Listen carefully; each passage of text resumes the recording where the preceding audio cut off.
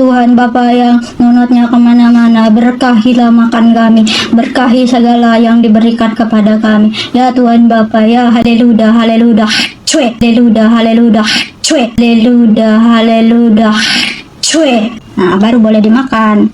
Bismillahirrahmanirrahim. Bismillahirrahmanirrahim. Bismillahirrahmanirrahim. Itu yang benar, paham nggak? Lihat teman-teman, dia berani naik ke room Edis TV dan berdiskusi dengan Edis TV. Lihat videonya. Edis kapan bertobat? Nah kan, bukankah itu yang saya kirimkan pesan kepada kamu Irma? Kapan bertaubat Irma? Ya coba, tapi nyalakan kamera dulu ya Irma. Kita udah lama nggak ngobrol. Oke. Bang Edis kapan? Kamu masih siaran di situ? Siaran di mana? Nah, karena tempat itu Udah beres. begini Irma, karena tempat itu saya masih ingat, karena ada yang ngirim video ke saya. Dia kirim video tuh begini, kamu sambil Bang Edis lagi tidur. Iya, tadi ada loh. Tadi ada Bang Edis. Bang Edis katanya Bang Edis nak berkawin sama Irma. Irma, Tadi. tenang dulu Irma ya. Gini. Pada waktu itu kamu siaran di tempat ini, backgroundnya ini, terus kamu bilang begini, Bang Edis lagi tidur di kayak ini, seolah-olah orang jadi nangkepnya kamu itu lagi sama saya, sedang sama saya. Nah, disitulah kamu sedang melakukan yang namanya kedustaan. Dan kita tahu bahwa Muhammad membolehkan perkara dusta itu, betul, dalam 3 hal. Setuju? Iya. Nah, makanya saya bilang, Irma kapan bertaubat? Gitu. Jadi yang bilang kapan bertobat itu saya harusnya. Kalau kamu bilang ke saya kapan bertobat ya tidak pantang. Silakan. Iya kan Irma ngajak Bang Edis kapan bertobat. Maksudnya suruh bertobat ngikutin yang bohong-bohong. Enggak, tadi Irma dengar loh Bang Edis kan menyampaikan bahwa Tuhan Bapa itu katanya punya anak lah, inilah itu. Tapi di kitabnya Bang Edis sendiri mengatakan bahwa Tuhan itu Esa Bang Edis loh, kok mengutus anak ini. Itu maksudnya gimana Bang Edis? Baik. Esa itu bahasa Indonesia, setuju? Setuju. Oke, waktu ayat itu dibicarakan pada waktu konteks itu tidak dalam bahasa Indonesia, setuju ya? Nah, itu dibicarakan begini, Shema Israel, Adonai Eloheinu, Adonai Echad. Jadi kata Esa itu bahasa Indonesia yang diterjemahkan dari kata Echad. Nah, apa arti Echad? Echad itu artinya begini, Esa atau satu di situ artinya begini Irma. Jadi pada waktu itu ada bangsa-bangsa selain Israel, mereka itu menyembah para ilah juga, di mana Tuhan-Tuhan mereka itu seperti Tuhannya orang Mesir, orang-orang sekitarnya. Mereka itu sifatnya tidak seperti Tuhannya orang Israel. Nah, Tuhan orang Israel ini, Adonai ini atau Yahweh ini, itu Esa, satu-satunya. Dia tidak seperti Tuhan-Tuhan bangsa lain. Begitu maksudnya. Contoh. Saya kasih contoh ya. Kalau misalnya ada di Indonesia kan lagi ngetren motor NMAX. Oke, semoga Irma mau belajar ya. Saya senang kalau ngajarin Irma ini, karena Irma ini sebenarnya spesial. Tapi kok kenapa jadi begini? Sebentar, karena Irma ini seorang yang spesial, tetapi ada sesuatu yang membuat Irma ini kok jadi agak lain. Sebenarnya saya mau ajarin, karena saya menjadikan Irma ini mewakili orang-orang muslimah yang lain. Gini ya, kalau Irma punya satu sepeda motor NMAX, cuman satu itu sepedanya Irma itu, sepeda motornya. Satu-satunya sepedanya Irma itu NMAX itu tidak bisa dikatakan Esa, tidak bisa dikatakan Echad atau satu, nggak bisa. Karena apa? Karena ada yang lain yang mirip kayak begitu. Contoh, sepeda motornya si Yuli juga NMAX. Berarti ada sepeda motor NMAX yang lain. Nah, makanya Tuhan itu Esa, Adonai itu Esa, dia itu satu-satunya. Dia tidak seperti para dewa-dewa bangsa lain. Gak ada yang seperti dia. Makanya ketika Tuhan Yesus ditanya, nih saya bacakan ya. Karena Tuhan Yesus pernah ditanya, Guru, apakah hukum yang terutama? Nih, kita kalau ngomong pakai Alkitab ya. Bentar.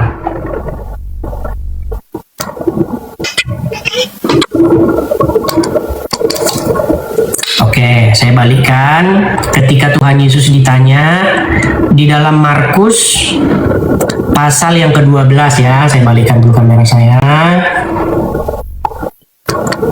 Markus pasal yang ke-12 ayat yang ke-29. Tapi sebelum ke-29 kita baca dulu konteksnya ya. Sebelum 29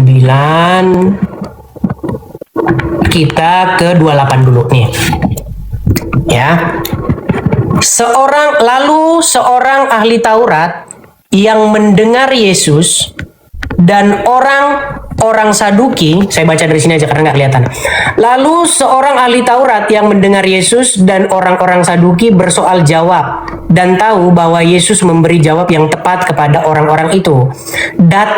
Datang kepadanya dan bertanya, perhatikan, hukum manakah yang paling utama? Jawab Yesus, hukum yang terutama ialah, dengarlah hai orang Israel, Tuhan itu Allah kita, Tuhan itu Esa.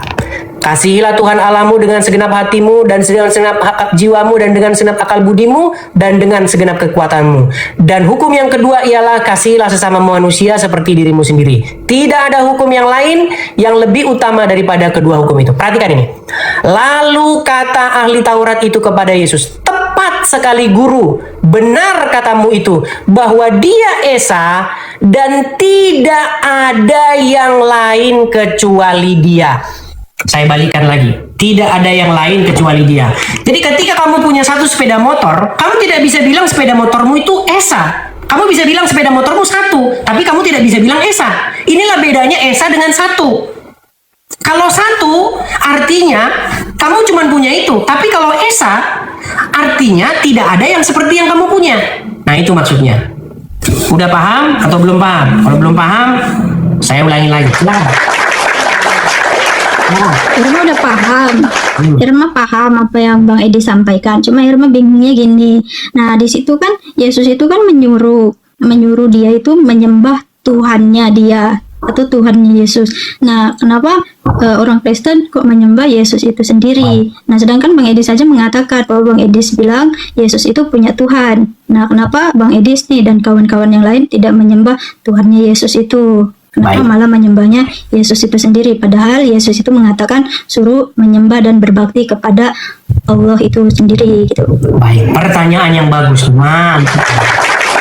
Jadi teman-teman, Irma ini mewakili pertanyaan orang-orang Muslim keseluruhan. Yesus saja menyuruh menyembah Bapa di surga, menyuruh menyembah Allah, bukan Allah ya Irma ya, jangan salah paham. Yesus saja menyuruh menyembah Allah Bapa di surga. Kok kamu malah menyembah Yesus? Baik. Lagi-lagi Irma, kita jangan terjebak di kata menyembah ya. Ketika Yesus dicobai di padang gurun, iblis berkata, jika engkau sujud menyembah kepadaku, jika engkau menyembah kepadaku, maka semua yang ada di bumi ini akan kuberikan kepadamu. Apa kata Tuhan Yesus? Ada tertulis, ya, engkau harus menyembah Tuhan Allahmu. Dan kata-kata ini yang sering dipakai orang Muslim. Jadi kita harus bahas dulu pengertian menyembah Irma. Sebenarnya kata menyembah ini tidak tepat di sini. Saya tunjukkan ya. Sebenarnya kata di sini yang paling tepat itu adalah berbakti. Sebentar.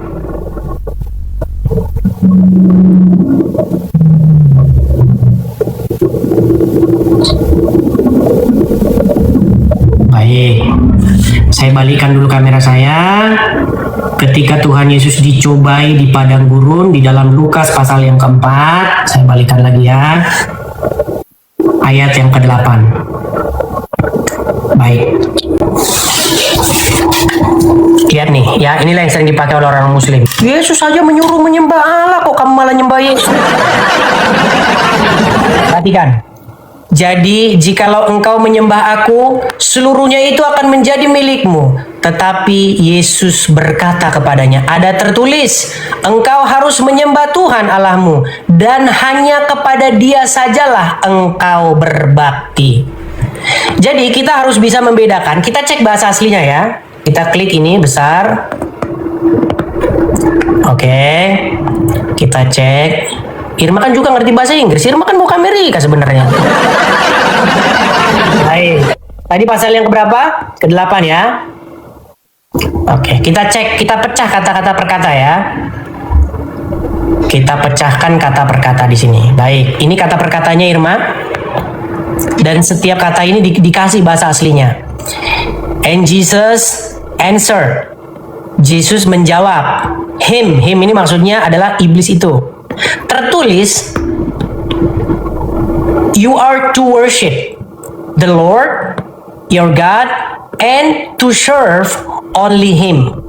Nah, jadi kalau kata worship di sini kalau kita lihat kata yang di worship di sini itu proskuneo. Nah, kalau kita balik lagi di sini ada kata-kata serve, ya. Nah ini latrewo. Nah, jadi kita harus bisa membedakan nih. Saya balik dulu kacamata saya, kamera saya, sebentar. Jadi begini Irma.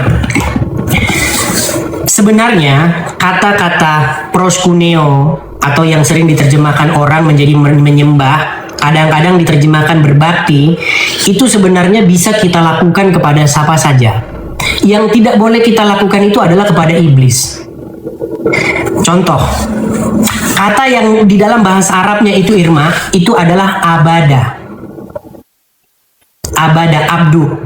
Nah, orang-orang Islam menurut Al-Quran itu diciptakan tiada lain tiada bukan hanyalah untuk berabdu, beribadah kepada Allah.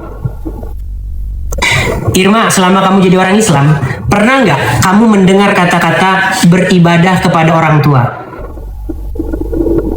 Pernah. Oke. Apakah dilarang beribadah kepada orang tua? Beribadah? Enggak lah, sama orang tuanya berbakti. Nah, masalahnya ini yang jadi masalah Irma.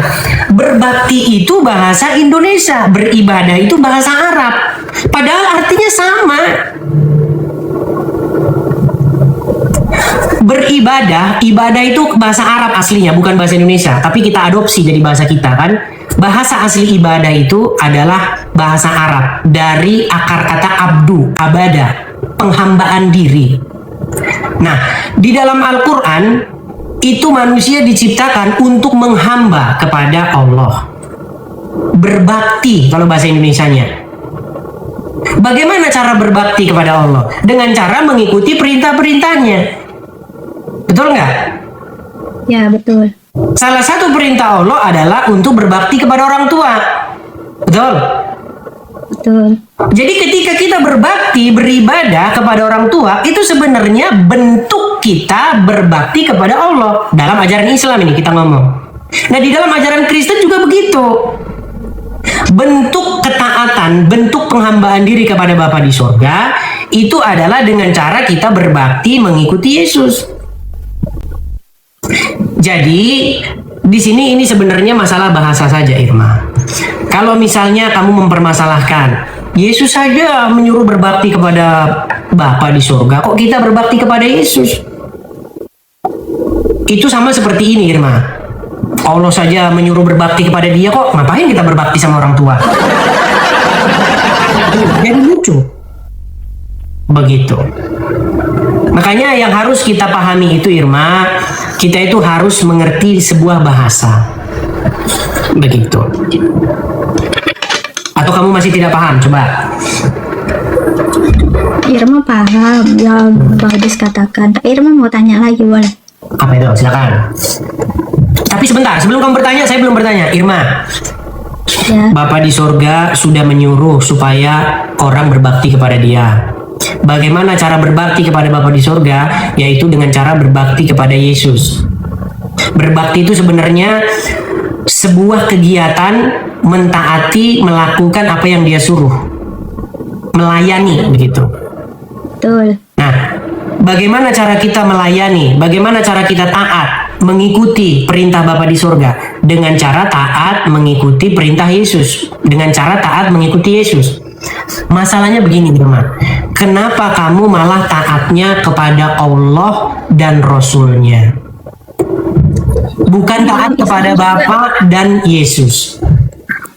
Kan Bang Edis, dalam Islam pun sama, orang Islam itu berbakti kepada Isa Al-Masih. Cuma kan kalau Bang Edis kan memanggilnya Yesus, tapi kalau kita itu manggilnya Isa Al-Masih gitu. Kita mengakui Isa Al-Masih, kita berbakti, bahkan kita memuliakan juga Isa Al-Masih, Bang Edis. Baik. Tapi orang Islam menyembah Tuhannya Isa Al-Masih, bukan menyembah Isa Al-Masihnya.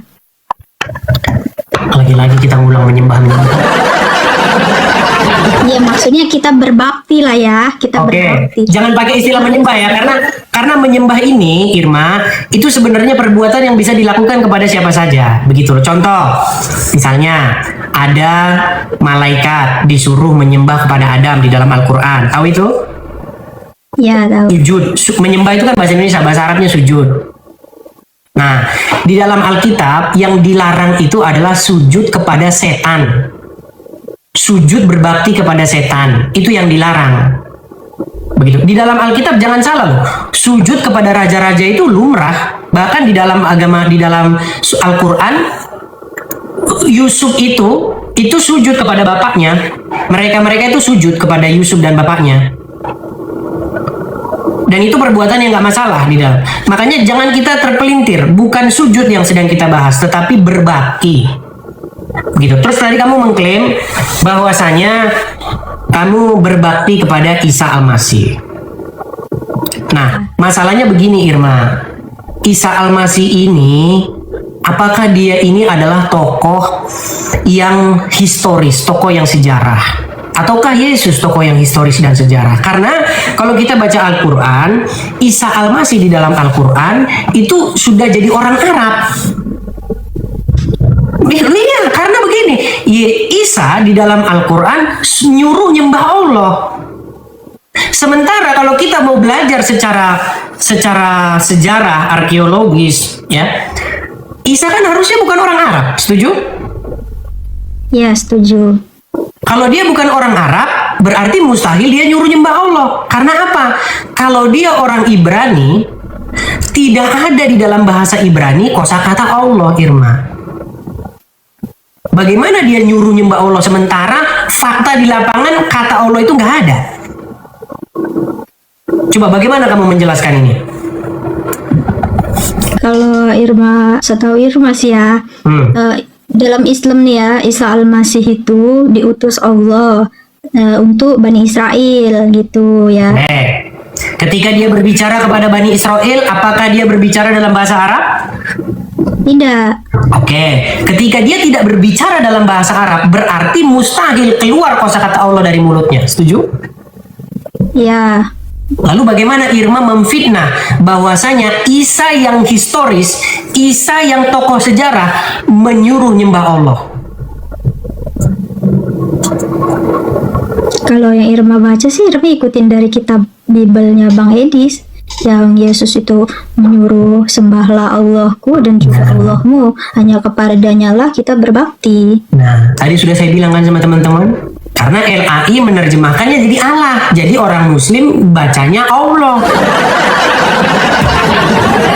Jadi teman-teman, selama saya itu melakukan seperti ini, saya sudah bisa, saya tahu gitu di mana letak-letaknya. Jadi Irma, ketika kita membaca terjemahan LAI, di situ Tuhan Yesus berkata, ada tertulis, jangan engkau, sebentar saya baca ya, terjemahan LAI ya.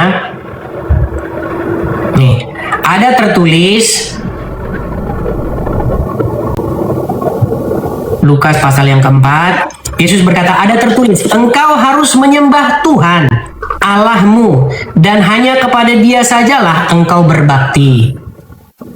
Jadi di sini Irma, Yesus tidak sedang menyuruh orang-orang untuk menyembah Tuhan di dalam pengertian Tuhan itu adalah Allah. Tuhannya orang Arab. Tuhannya orang Mekah. Tetapi di sini Yesus berkata kepada iblis, supaya apa? Supaya yang disembah itu adalah Tuhan. Tuhan di situ merujuk kepada Bapa di surga. Dan hanya kepada Dia sajalah kita berbakti. Apakah Yesus berbakti kepada Bapa di surga? Saya jawab iya. Apakah Yesus menyembah Bapa di surga? Saya jawab iya. Oke, bentar, Irma tanya dulu. Yang dimaksud Bapak di surga nih, kalau Bang Edis manggilnya siapa? Bapak di surga atau ada? Seperti Tuhan Yesus mengajari Bapa di surga, begitu. Oh, Bapak di surga. Ya. Dan itu bukan Bapak di Allah. surga berarti ada satu ya, kayak Tuhannya Yesus.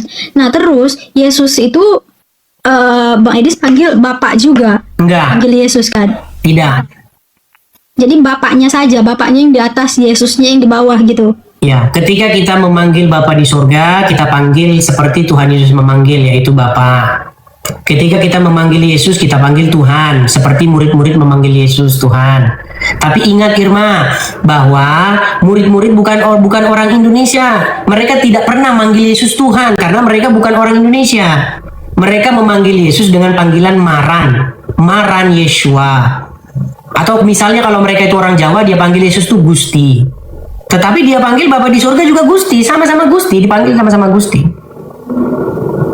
Berarti kalau hitung kayak gitu, berarti Tuhan itu bukan Esa, Bang Edis. Berarti dua dong. Kalau Tuhan merujuk kepada siapa dulu, gitu. Ketika kamu katakan Tuhan, di dalam pikiranmu itu kata Tuhan tuh kamu tujukan ke siapa dulu? Kepada Bapa di surga atau kepada Yesus? Iya, ke Bapak di surga. Ya, dia Esa, tidak ada yang seperti dia. Tidak ada yang menyerupai dia. Betul. Di antara para Allah, di antara dewa-dewi, di antara sesembahan-sesembahan masyarakat, tidak ada yang seperti dia. Berarti nggak sama lah ya. Yesus is Yesus, Yesus is di bawah lah. Bapak di surga adalah Bapak yang besar lah, gitu ya. Tuhan Yesus berkata, Bapa yang mengutus aku lebih besar daripada aku. Yes, kamu tidak akan melihat bentuknya, rupanya, apalagi mendengar suaranya, ya kan? Bukan, itu dikatakan oleh Tuhan Yesus kepada orang-orang ahli-ahli Taurat dan orang-orang Farisi yang mereka tidak mendengar, yang mereka tidak melihat bagaimana Bapa di surga itu berfirman. Begitu, supaya kita tidak salah paham di sini. Nah, cuman yang jadi masalah begini, Irma, kalau misalnya Tuhan Yesus berkata, Bapa lebih besar daripada aku. Lalu logika dari mana? Lalu kamu membuat bahwa Muhammad dan Allah itu harus diikuti. Kalau Irma kan tidak hidup sejaman ya, tidak hidup sejaman dengan Yesus ataupun dengan Nabi Muhammad kan. Otomatis kita di sekarang ini kita mengenal itu dari tulisan, ya kan? Ya nggak Bang Edis? Betul. Nah, banyak Irma itu tahu gitu tentang Islam itu hal yang tidak ada di zaman itu tapi dibuktikan di zaman sekarang.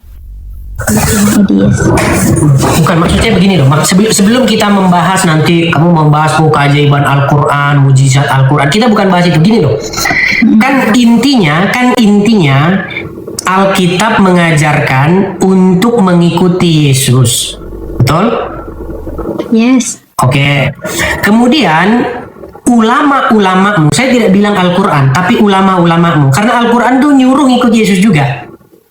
Ulama-ulamamu menyuruh mengikuti Muhammad. Setuju? Kalau Irma kan orang Islam, Irma tidak berpatokan dengan ulama, tapi Irma berpatokan kepada Al-Quran dan hadis. Oke. Kalau ulama tuh, Irma nggak berpatokan kepada ulama. Baik, apakah kamu tidak mau Mengikuti Nabi Muhammad karena perintah Allah, bukan perintah ulama. Di dalam Al-Quran, Irma, tidak pernah ada di dalam Al-Quran itu perintah untuk ngikutin Muhammad. Di dalam Al-Quran itu perintah itu untuk mengikuti Rasul. Apakah kamu percaya bahwa Isa itu Rasul? Percaya. Di dalam Alkitab, Yesus juga seorang Rasul. Tahu? Banyak orang Kristen ini nggak mau. Yesus bukan Rasul katanya. Di dalam Alkitab, Yesus seorang Rasul. Tahu? Yes, Irma Nah, tahu. kata rasul itu sebenarnya merujuk kepada Yesus. Di dalam bahasa aslinya itu Roshel. Rosh itu Rosh dari El. Ini banyak hal yang nggak diketahui orang-orang ini. Jadi rasul itu sebenarnya bahasa Ibrani dari kata Roshel. Rosh daripada sang El. Begitu. Utusan daripada Elohim. itu sebenarnya merujuk kepada Yesus, bukan merujuk kepada Muhammad. Kalau misalnya kamu pahami Rasul di situ adalah Muhammad, di dalamnya kan dikatakan di dalam Al-Quran, sesungguhnya di dalam diri Rasul itu terdapat suri tauladan yang baik. Setuju? Dan kita disuruh ngikut, setuju? Setuju. Oke, dulu kamu masih ingat ya Irma, kita pernah ngobrol Muhammad menyuruh hal-hal yang tidak baik dan kamu sudah mengiyakan saya. Saya harap kamu jangan karena kebencianmu kepada saya, jangan karena kebencianmu kepada satu kaum, kamu tidak lagi menggunakan logika kamu. Saya tahu latar belakang kamu Irma, kamu udah cerita panjang lebar sama saya. Saya tahu masa lalu kamu gimana, kamu udah cerita. Bagaimana kamu akhirnya pada waktu itu udah ngomong, nggak bisa saya mengatakan Muhammad ini suri tauladan. Ketika dia menikahi anak di bawah umur, ketika dia menyuruh seorang perempuan menyusui pria lain, apakah bisa kita katakan itu suri tauladan yang baik? Tapi kan waktu Irma tanya sama Bang Edis, Irma kan bertanya lagi sama Ustadz yang paham tentang Islam, maksudnya kayak ulama atau kiai gitu. Jadi Irma tuh dijelaskan dari apa yang Bang Edis sampaikan. Contohnya Irma. Ya, Contohnya kebaikan apa? Kebaikan apa yang dicontohkan oleh Muhammad ketika Muhammad menyuruh seorang perempuan menyusui pria lain yang bukan suaminya? Yang mana lah Bang Edis sama? Jangan dijeda Irma. Jangan melihat Google. Dia ngeliat Google atau dia ngangkat telepon dari Nandar. Jangan debat sama dia. Ayo Irma, jangan lari loh. Tangan saya di sini ya teman-teman ya. Irma, nanti kalau apa namanya, kamu terpental, saya tidak menurunkan kamu ya. Tangan saya bikin di belakang. Halo teman-teman ya, bukan saya yang mau nendang dia ya, dia kabur. Ya, teman-teman sekalian, baru saja kita menyaksikan video di mana seorang muslimah berdiskusi dengan Bang Edis. Dan syukurlah ya, Bang Edis telah dengan sabar menjawab serta menjelaskan setiap pertanyaan yang dia ajukan tadi, teman-teman sekalian. Di awal video tadi, kita juga melihat bahwa muslimah ini menghujat dan menghina Tuhan kita Yesus Kristus sebelum dia makan, teman-teman sekalian. Namun, teman-teman sekalian, sebagai pengikut Yesus Kristus, mari kita tidak balas dengan kebencian atau kata-kata yang menyakitkan, ya.